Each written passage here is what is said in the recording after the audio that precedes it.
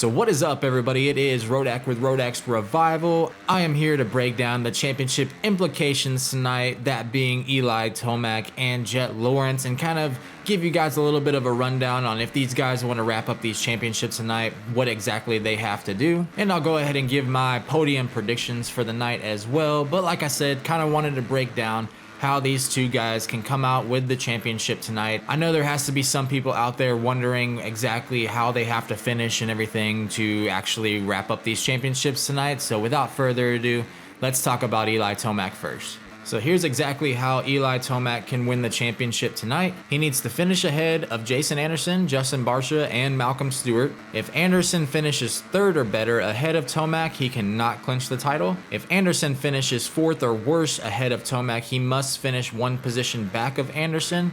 And if he loses 17 plus points to Barcia or 21 points to Stewart, he cannot clinch. So those are the four scenarios right there for Eli Tomac to be able to come out with this championship tonight. I do think that he can actually get it done, but do I think it is going to be easy? No. Anderson's going to want to go for it. Webb is going to want to at least get one win on the year. Like I said, Chase should have 4 or 5 wins now that he's thrown away, but he only has 1 for the season. He wants to go out and win. We know Marvin can go win, and like I said, Justin Barcia, you can't ever count him out for a potential win. So there's plenty of motivation for those guys to go out there and stop Eli Tomac from clinching this championship up early tonight. But we know Tomac, he can literally come out of nowhere and just blow everybody away. So it really just all depends, I think, a lot on the start and the main. If he's kind of just buried somewhere in the pack, I don't think he's gonna ultra risk it to try to go out there and hang, right over his head and try to get a race win. But I do believe if he gets a top 3 start, he's gonna push and he's gonna try to go for that win. So now let's transition to the 250s and talk about Jett Lawrence. He has a little bit of an easier road than Eli Tomac does. So Jett's 250 East clinching scenarios are finish ahead of RJ Hampshire,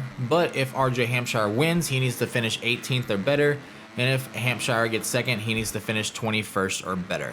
So essentially, even if RJ goes out there and wins and Jett Lawrence gets 17th tonight, he is still going to wrap up this championship. But it is Supercross, and Jett is a lot more unpredictable than Eli. I mean, you got a 12-year age gap there. These guys are in different mindsets. You never know with Jett what he's going to go do, if he's going to get too excited, if he's going to throw it away. Granted, he did manage that motocross championship last year, but this is Supercross. But Supercross, you just have a lot less room to play with. It's less forgiving than outdoors and motocross is. So I think Jett can actually get it done. He's just got to finish 18th or better. So I do believe he can come out there and ride at 75% and still get a top 10, and hell, even maybe a top 5 with how good the kid is. But I do believe Jett is going to come out of here as the 250 East Coast champion tonight. And now, guys, to my podium picks for the 250 class. I just want to kind of mix it up. We're just doing this for fun, so I'm going to go with Pierce Brown getting his first win tonight.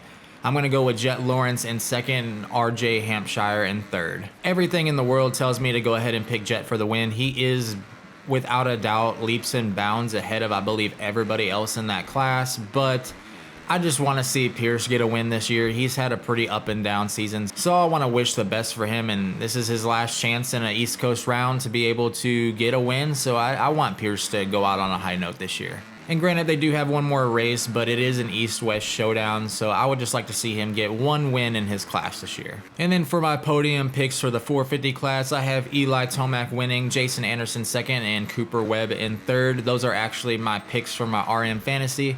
I am an Eli Tomac fan, so I would love to see him wrap up the championship tonight. And Cooper, he rode really well last week. I do believe Cooper has something to prove this year, so I think he's going to land up on there in the podium. And then Jason Anderson, you literally just cannot count him out. He's just fast. Dude's flowy, and he is fast. So again, one more time, Eli Tomac with the win, Jason Anderson second, and Cooper Webb third.